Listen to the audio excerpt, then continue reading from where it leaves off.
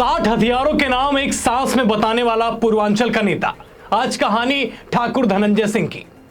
पूर्वांचल को लेकर एक कहावत है कि यहाँ की मिट्टी और आबो हवा में बहुत लोहा है और इसलिए यहाँ के लोग गुस्से वाले और किसी से ना डरने वाले होते हैं। नमस्कार, स्वीकार करिए, हमारा नाम वैभव दीक्षित है।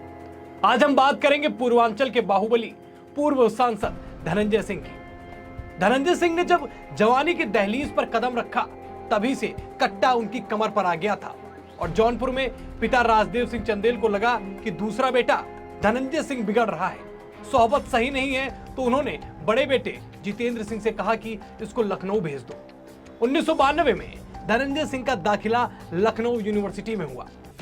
यूनिवर्सिटी के गोल्डन जुबली हॉस्टल में धनंजय सिंह को अलॉट हुआ कमरा नंबर 39। गोल्डन जुबली हॉस्टल में पहले से ही अभय सिंह, अरुण उपाध्याय, केडी सिंह और बबलू काका जैसे बड़े नाम रहते थे और इन्हीं के साथ रहकर धनंजय सिंह को भी अपना नाम बनाना था। यूनिवर्सिटी में एडमिशन लेते हुए नए छात्रों का इंट्रोडक्शन का सेशन चल रहा था। सभी सीनियर्स नए छात्रों से उनके भविष्य के मकसद के बारे में, उनके गोल्स के बारे में पूछ रहे थे। इन नए लड़कों की भीड़ में धनंजय सिंह भी थे। सीनियर्स ने धनंजय सिंह से उनका मकसद पूछा।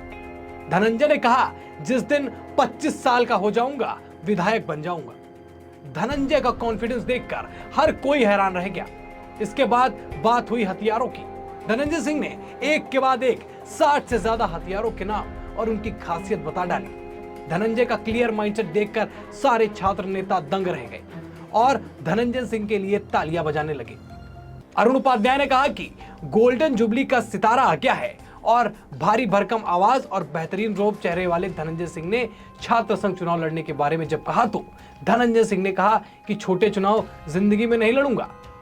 धनंजय की बात सुनकर सब हैरान थे और धनंजय को दबंग मानने लगे और यहीं से धनंजय की दोस्ती अभय सिंह जैसे छात्र नेताओं के साथ पक्की हो गई। लखनऊ विश्वविद्यालय के हॉस्टल में कई दबंगों का कब्जा था, लेकिन सबसे ज्यादा अदावत हबीबुल्ला हॉस्टल और गोल्डन जुबली में थी, क्योंकि लखनऊ विश्वविद्यालय के सबसे दबंग छात्र यहीं पर रहते थे। यूनिवर्सिटी में हबीबुल्ला गुट और गोल्डन जुबली गुट अक्सर आमने सामने आते रहते थे। हबीबुल्ला हॉस्टल में अनिल सिंह वीरू, अनिल सिंह आजमगढ़, ओमकार भारती और धर्मेंद्र सिंह जैसे छात्र नेता रहा करते थे, जबकि गोल्डन जुबली हॉस्टल में अभय सिंह, धनंजय सिंह और अरुण उपाध्याय जब जब इन लोगों में मारपीट होती तो हबीबुल्ला गुट भारी पड़ता और यही बात धनंजय सिंह को परेशान करने लगी।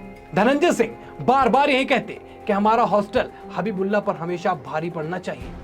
बात सितंबर 1993 की है। हबीबुल्ला हॉस्टल के छात्रों ने धनंजय गुट के एक लड़के की पिटाई कर दी। इस बात की खबर जैसे ही धनंजय सिंह को मिली, वो 20 से 25 लड़कों के साथ हथियारों के साथ हबीबुल्ला हॉस्टल की ओर चल पड़े। हबीबुल्ला हॉस्टल से कुछ दूरी पर उनको धर्मेंद्र सिंह आता हुआ दिखाई पड़ा। धनंजय सिंह ने उसको घेरा और बुरी तरह पीटा।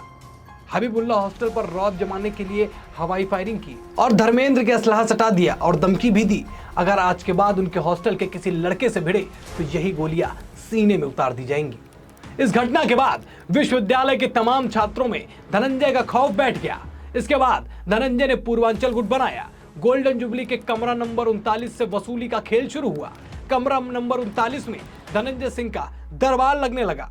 छात्रों के अलावा बाकी लोग भी इस दरबार में आने लगे और रौब बढ़ाने के लिए धनंजय सिंह उनके दिक्कतों को दूर करने लगा। 1994 में लखनऊ यूनिवर्सिटी में छात्र संघ का चुनाव हुआ तो धनंजय सिंह का गुट अध्यक्ष पद का चुनाव हार गया और इस चुनाव में ब्रह्मबख्श सिंह अध्यक्ष बने। लेकिन विश्वविद्यालय में धनंजय का नाम तेजी से बढ़ने लगा। लोगों में धनंजय का खौफ बढ़ता जा रहा था। 1990 के दशक में ठेके पट्टे में रोड कंस्ट्रक्शन और रेलवे के ठेके पट्टे थे। इसमें भी रेलवे का स्क्रैप बिजनेस से ज्यादा मुनाफा का काम करता था, लेकिन राजधानी लखनऊ में इस धंधे में उस वक्त सबसे बड़ा नाम अजीत सिंह का था। उत्तर प्रदेश में कोई भी ठेका पट्टा बिना अजीत सिंह के मर्जी के नहीं ले सकता था, ना उसे मिल सकता था और अब धनंजय को इसी धंधे में कूदना था।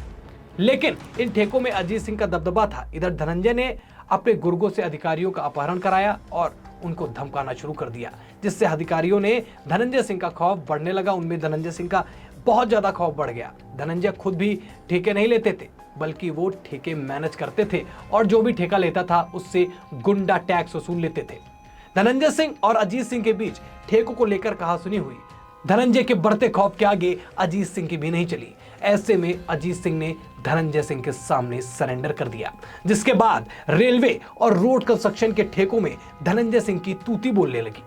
यह कहानी थी धनंजय की जवानी की, जब वो कॉलेज में हुआ करते थे। उसके बाद तो आपको पता ही है कैसे धनंजय जौनपुर में जम गए, इलेक्शन लड़े, कई जीते कई हारे, लेकिन रुतबा कायम रखा।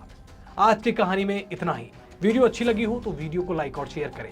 चैनल पर नए हैं तो चैनल को सब्सक्राइब करें।